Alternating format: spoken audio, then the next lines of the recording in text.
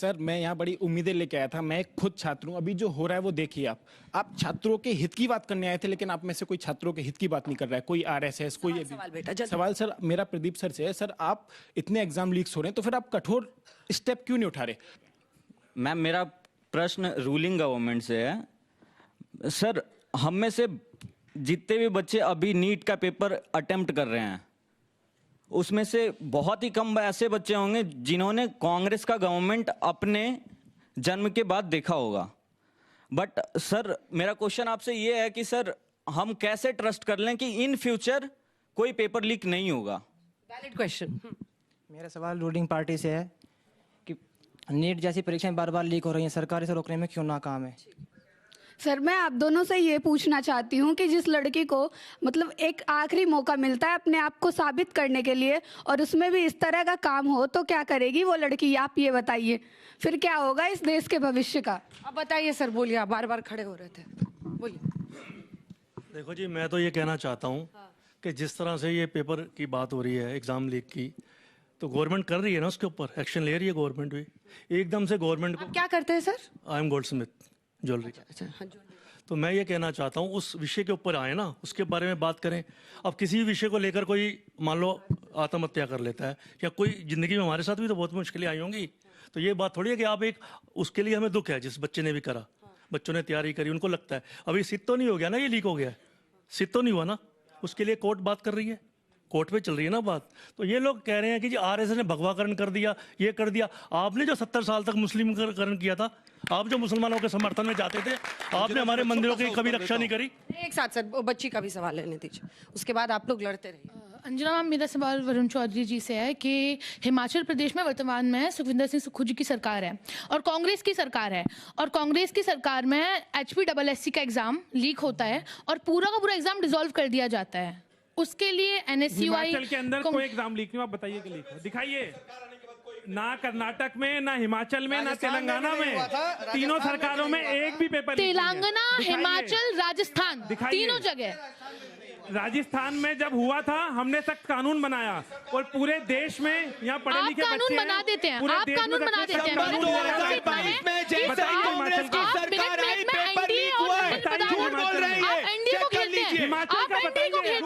कभी भी आप एनडीए को खेलते हैं, पर आप अपनी सरकार के लिए, सर हम तो सब झूठ हैं, हम तो सब झूठे हैं। आप सच्चे हैं, कांग्रेस सच्ची है, NSCUI सच्ची है, पर आप लोग अपने आप को नहीं देखते कभी। आप क्यों अपने लिए सवाल उठाते? राजस्थान में नीट का एग्जाम, सुनो मेरी बात, आप छात्र नीति की बात बताता हूँ, झूठ बोल रहा है। पेपर लीक नहीं हुए हैं, गैरत सरकार की क्या बात कर रहे हैं? अंजना जी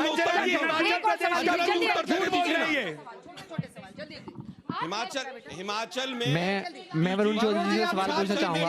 आप NSCUI के स्टूडेंट, एक सेकंड प्लीज सर, आप स्टूडेंट हित के बारे में बात करते हैं। मैं आपसे पूछना चाहूंगा कि अगर आपको 100 दिन के लिए भारत का शिक्षा मंत्री बना दिया जाए तो आप भविष्य के स्टूडेंट के लिए आप क्या क्या अभी मैं इसका सवाल देना सर, मैं भी आप दोनों पार्टी से ये पूछना चाहूंगा, अगर दोनों पार्टी से कि अगर आगे चल के अगर कोई भी ऐसे पेपर लीक होता है तो उसकी कोई जिम्मेदारी उठा सकता है या अभी भी कोई कोई इस्तीफा दे सकता है? मेरा बीजेपी सरकार के प्रवक्ता से सीधा सवाल है कि आप लोग IIT मद्रास के प्रोफेसर लगा रहे हैं CBSE की वेबसाइट के पीछे, पर उसके बाद भी आज तक भी CBSE की वेबसाइट पे ग्लिचेस आ रहे हैं, तो उसकी जवाबदेही कौन लेगा और प्रधान जी क्यों नहीं ले रहे हैं? क्योंकि मेरा सवाल बीजेपी से ये है कि अगर हम अब नीट पेपर लीक के लिए दोबारा से जब पेपर लीक के क्वेश्चन पेपर की बात आती है तो वहां पर न्यूज में आर्टिकल्स दिखाया जाता है कि जो इंडियन एयरफोर्स है वो पेपर डिप्लॉय करेगी, तो हमारा क्या सिस्टम इतना वीक हो गया कि अब हमें आर्मी की मदद लेनी पड़ेगी। मेरा सवाल ये है कि यूपी के एक मंत्री ओम प्रकाश राजभर मंच से ये कहते हैं कि आप केवल फॉर्म भरिए, हमारे विधायक बेदीराम से संपर्क करिए, ये सब परीक्षा पास करवा देंगे आपका, और उसको ये लोग मंत्री बनाए हैं बीजेपी सरकार में। इस पे क्या कहा जाए? आप तब से ये बोल रहे हैं कि धर्मेंद्र प्रधान जी का इस्तीफा लीजिए, धर्मेंद्र प्रधान जी का इस्तीफा लीजिए। मेरे को ये बताइए, 2021 के अंदर धर्मेंद्र प्रधान जी एजुकेशन मिनिस्टर बने, 2014 के अंदर भाजपा की सरकार बनी। क्या 21 से पहले, क्या 2014 से पहले ये सब नहीं होता था? लेकिन उसके let me complete my question please sir. क्या उनके होने के बाद में भी पेपर लीक हो रहे हैं? इसमें मैं किसी गवर्नमेंट को जस्टिफाई नहीं कर रही हूँ, लेकिन आप ये बताइए इस बात की क्या गारंटी है कि उनके इस्तीफा लेने से पेपर लीक होना बंद हो जाएंगे या किसी नए शिक्षा मंत्री के आने से पेपर लीक बंद हो जाएगा? लोकतंत्र में जवाब ये है आज का युवा, देखिए हर तरह के सवाल है। अरे गुरु, आप ही के पास आ रही हूँ बारी बारी से। हाँ, अब बारी से, ठीक है। आलोक जी, आप पहले जितने सवाल आपसे थे उसका जवाब दीजिए। देखिए, जहां हमारी 3 जगह सरकार है चाहे वो तेलंगाना हो, कर्नाटक हो और हिमाचल हो। हिमाचल में जिस पेपर का आउट होने की बच्ची ने बात की, हमारी सरकार आने से 2.5 महीने पहले की बात है, और उसमें डीजी सस्पेंड हुआ। हमने आकर डीजी को हटाया क्योंकि पुलिस की कहीं ना कहीं संलिप्तता जांच में कमजोर थी। इसके बाद बात आती है जो अभी पीछे की बच्ची ने कहा कि धर्मेंद्र प्रधान का इस्तीफा क्यों लिया जाए। बिल्कुल ठीक कह रहे हैं बेटा आप, धर्मेंद्र प्रधान का इस्तीफा बिल्कुल नहीं होना चाहिए, पाकिस्तान के एजुकेशन मिनिस्टर का इस्तीफा होना चाहिए। आप बिल्कुल ठीक कह रहे हैं बेटा, मैं आपसे सहमत देने का ये तरीका हूं। बिल्कुल मैं सहमत हूं आपकी बात से। इतनी शर्म की बात है, अगर नेपाल के अगर आप नेपाल के प्रधानमंत्री को अरेस्ट कर लेंगे, ये देशद्रोही लोग हैं। भाजपाई लोग इधर आइए, नीचे आइए, नीचे आइए, आराम से, आराम से।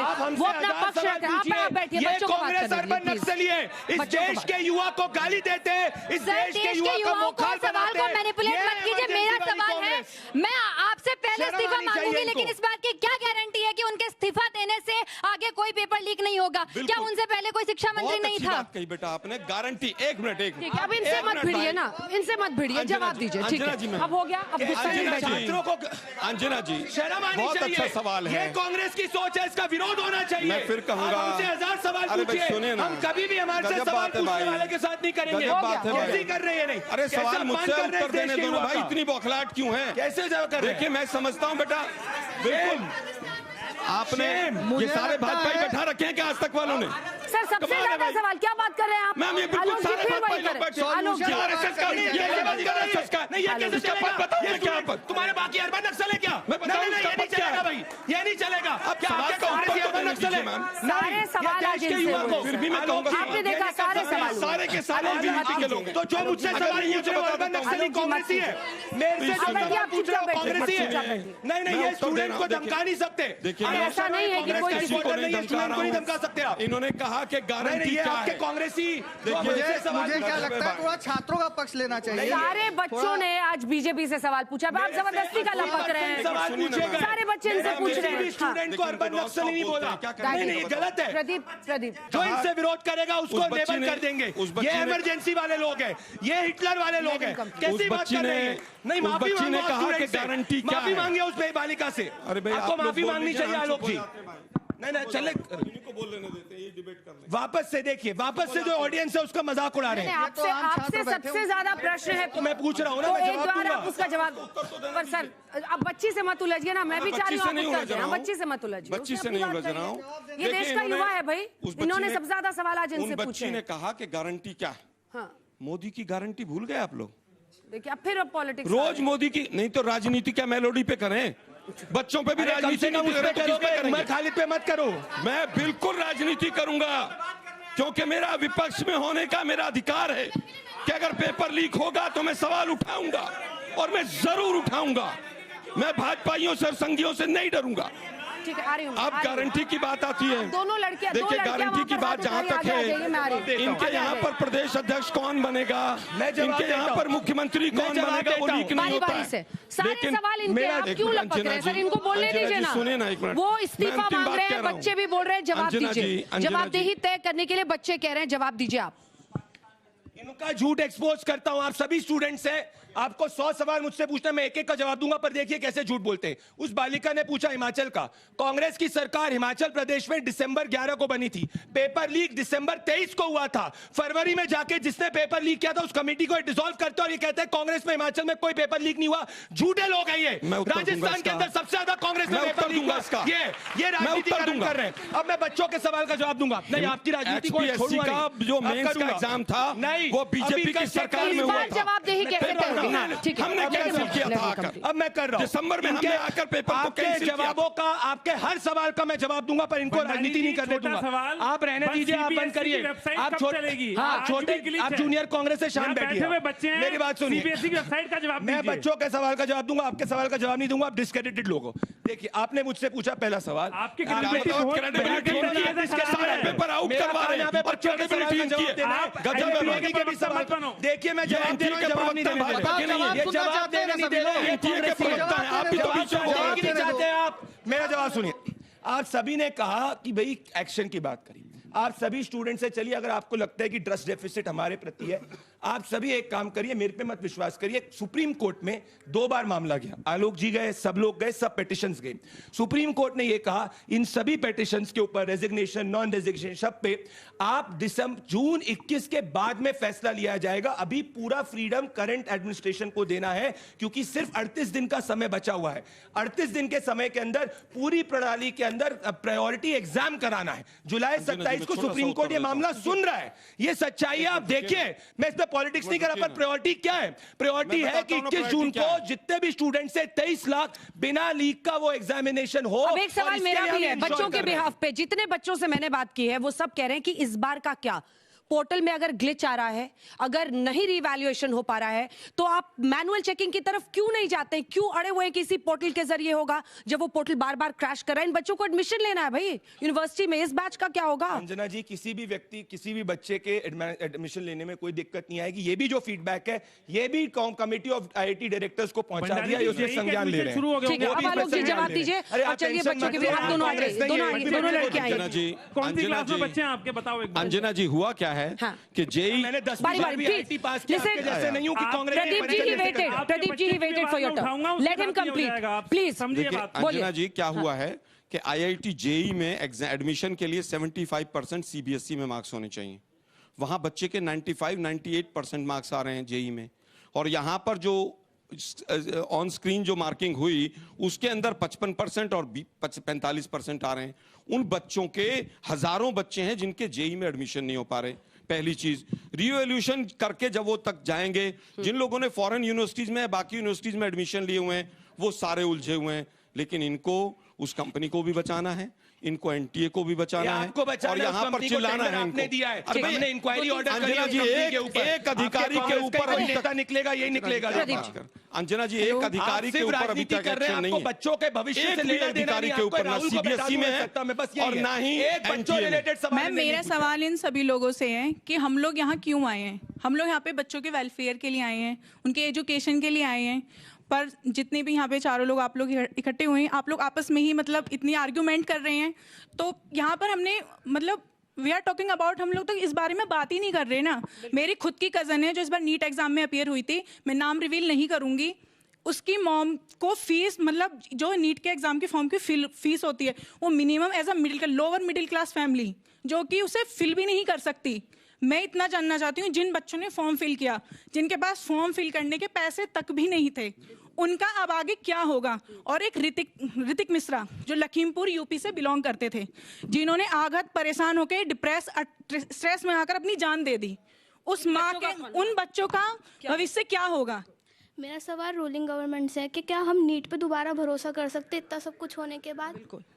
बस ये कि अगर पेपर लीक होते रहेंगे तो क्या देश के लिए अच्छे वेलफेयर के लिए क्या अनपढ़ लोग चलाएंगे उनको, या फिर जैसे कि नीट का पेपर लीक हुआ उसमें अच्छे डॉक्टर्स की जरूरत पड़ती है। अब ये लोग ही हैं, बीजेपी जो भी है, जो जिसकी भी सरकार है, ये बीमार हुई तो क्या विदेश के डॉक्टर्स को बुलाएंगे अपने इलाज के लिए? जब पेपर ही लीक होता रहेगा तो क्या करेंगे बच्चे फिर सोसाइटी? मेरा सवाल रूलिंग पार्टी से, पेपर लीक होने से हजारों बच्चों के इमोशंस के साथ खेला जाता है। इन इमोशन की, इस इमोशनल कॉस्ट को कौन देगा? रूलिंग पार्टी देंगी, कैसे देंगी? और आने वाले जो हजारों बच्चे, लाखों करोड़ों बच्चे एग्जाम देने वाले, उनके लिए सुरक्षा के लिए कौन जिम्मेदार है? आज की रूलिंग पार्टी जिम्मेदार है। मेरा सवाल ये है कि जब बच्चों से ऑनेस्टी की उम्मीद की जाती है तो एजुकेशन अथॉरिटीज से की अकाउंटेबिलिटी कैसे इंश्योर की जाएगी? जोर से ताली बजाइए इस पर। बच्चों की ऐसी चेकिंग करते हैं, कपड़े, चप्पल, सब कुछ देखते हैं, और एक टीचर आराम से आता है, सारा क्वेश्चंस लिखता है उंगली से।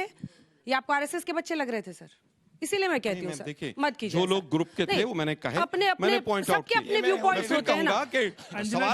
बच्चे जब एक सेकंड बारी से, अब तो कम से कम इज्जत कीजिए जो उस बच्ची ने कहा है। जब एग्जाम की चेकिंग होती है बच्चों के लिए, एक एक चीज निकालते हैं, वाटर बॉटल ट्रांसपेरेंट होना चाहिए, एक एक चीज, मतलब हर तरह के एग्जाम में करते हैं ना ये सब। नोज रिंग भी चेक करते हैं, अच्छा दुपट्टा भी, सब कुछ। और जब बात टीचर की आती है तो एक टीचर जिसके पास पेपर था वो बाकायदा अच्छे से सब कुछ क्वेश्चन पेपर को अपनी हैंडराइटिंग में नोट करता है, फिर एक कोचिंग सोसाइटी के आदमी को बेच देता है, फिर वो उसको आगे बेचता है, और ऐसे एक पूरी चेन चलती है। मतलब ये शिकंजा खाली बच्चों की चेकिंग करते रहेंगे, ऑनेस्टी की उम्मीद सिर्फ बच्चों से है। अब आप सरकार हैं, 12 साल से आपकी सरकार है, आप जवाबदेह हैं, उन बच्चों का जवाब दीजिए। बिल्कुल मैं जवाब दूं, और मेरी प्रायोरिटी है कि मैं 21 जून के जो एग्जामिनेशन हो रहा है उसमें बिल्कुल भी 1% भी कोई दिक्कत नहीं है, और मेरी पूरी की पूरी प्रायोरिटी है, और इसके लिए अनप्रेसिडेंटेड मेजर्स जो है वो भी लिए गए। मैं क्या मना कर रहा हूं? आप मुझे बताइए 100 टीचर्स एग्जाम बनाते हैं, उस 100 टीचर में से जैसे आपने कहा कि कुछ टीचर्स ने जाके ये पेपर किसी कोचिंग वाले व्यक्ति के साथ में मिलकर लीक कर दिया, कोई पॉलिटिकल व्यक्ति ने नहीं लीक किया, जिम्मेदारी मेरी जरूर है, पर एक ये बड़ा माफिया है जिसके अंदर अलग अलग प्रोफेशंस और जो डायरेक्ट इंडायरेक्ट एजुकेशन से जुड़े लोग हैं, जो डिसेंट्रलाइज रूप से किसी सेंटर में, उन सबकी यहां पे इन्वॉल्वमेंट है और एक क्रिमिनल लायबिलिटी बनती है। तो ये बड़ा माफिया जिसको हम फाइट कर रहे हैं, ये सब। अब बात करते हैं 2024 की। 2024 के बाद सुप्रीम कोर्ट ने क्या कहा था? राधाकृष्ण कमेटी बनाओ। राधाकृष्ण व्यक्ति कोई पॉलिटिकल व्यक्ति हैं, वो इसरो के फॉर्मर चेयरमैन रह चुके हैं। उन्होंने 101 रिकमेंडेशन दी, उस 101 रिकमेंडेशन को हमने इंप्लीमेंट करा। ये गए कि कंप्यूटर अडेप्टिव टेस्ट कर दो, सुप्रीम कोर्ट ने बोला 21 जून का टेस्ट कंप्यूटर अडेप्टिव नहीं होगा। आप मुझे फीडबैक दीजिए, आप सभी स्टूडेंट्स हैं, आप इसी प्रोग्राम में आप 100 एग्जाम आपको लगता है कि किस तरीके से इंप्रूव हो सकता है, आप दीजिए, मैं ये आगे जाके पहुंचाऊंगा, मेरी जिम्मेदारी है। पर मैं इनको फर्जी पॉलिटिक्स नहीं करने दूंगा कि कांग्रेसी ने हमेशा पेपर लीक किए और कोई करेक्टिव एक्शन नहीं लिया। ये आप चेक कर लीजिए, अपने स्टूडेंट से चेक कर लीजिए, ये सच्चाई की बात है। अब मैं छोटा सा उत्तर दे देता हूं। ये पेपर जो था व्हाट्सएप ग्रुप्स पे 15 दिन से घूम रहा था, और आपको पता था क्या पहले से? अरे भाई तमाम कर रहे हैं, अरे भाई ये कहां लिखा है 15 दिन? अरे भाई सुनो तो सही यार, यही तो प्रॉब्लम है ना। और उसके बाद 4 दिन बाद बच्चों ने जाकर FIR कराई है। फिर झूठ बोल रहे हैं, खुद हमने सरकार ने नहीं कराई, एग्जामिनेशन को कैंसिल करा है। एक भी अरे भाई सुन तो लो ना यार, सुनना ही नहीं चाहते आप लोग, यही तो प्रॉब्लम है अंजना, हम चुप हो जाते हैं भाई। फिर प्रदीप जी, अधिकतर समय आप ही बोल रहे हैं, अगर आप बोल दो तो सब तरफ आप ही बोलो। बच्चों तक को आपने गाली बक दी शो में। तो यार झूठ बोलने की आदत, हमने किसी को गाली नहीं दी, गाली देने का किसका काम है मैं नहीं कहना आपने चाहता। करी है, आप बच्चों को ना यार, प्रदीप जी हो गया, please let him complete, time खत्म हो रहा है। 4 दिन बाद बच्चे थानों में गए, टीचर्स थानों में गए कि साहब ये तो पेपर वही था। झूठ। एनटीए की तरफ से FIR आज तक नहीं हुई है। झूठ। अगर है तो निकालो, झूठ निकालो एनटीए की तरफ से FIR। सीबीआई प्रोब किसने ऑर्डर करी? अरे भाई मैं फिर कह रहा हूं, किसने कैंसिल करा?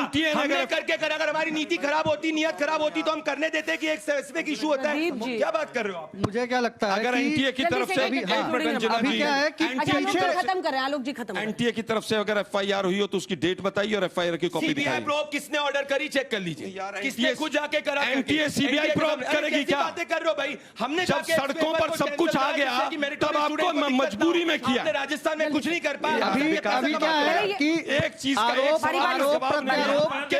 को बचाने किस तरह से आरोप प्रत्यारोप आगे पीछे जाने से बेहतर है कि हम बात करें कि अभी आने वाले समय में ये चीजें इंप्रूव हम कैसे कर सकते हैं। एनटीए एक टेस्टिंग एजेंसी, एक बॉडी है, वो कोई व्यक्ति नहीं है, कोई पार्टी नहीं, वो कोई ऑर्गेनाइजेशन नहीं है ना। एनटीए जो है, एनटीए एक टेस्टिंग एजेंसी है। एनटीए को शिक्षा मंत्रालय ने एग्जामिनेशन सर प्लीज मुझे बोलने दीजिए, मेरी आपसे कोई जनता नहीं है, मुझे बोलने दीजिए, है ना।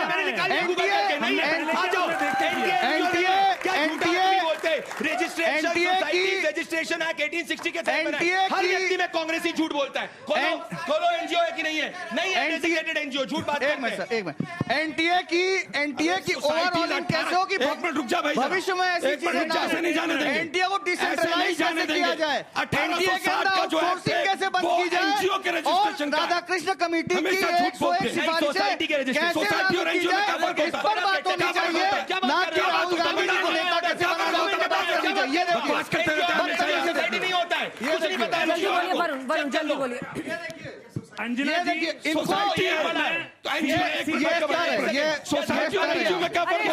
बंद कीजिए, पोर्टल चलाइए, पोर्टल चलाइए ताकि बच्चों का रिवैल्यूएशन हो और नीट का रीटेस्ट ठीक तरीके से कराइए। बस इसी की उम्मीद, हमारी नजर आप पर बनी रहेगी।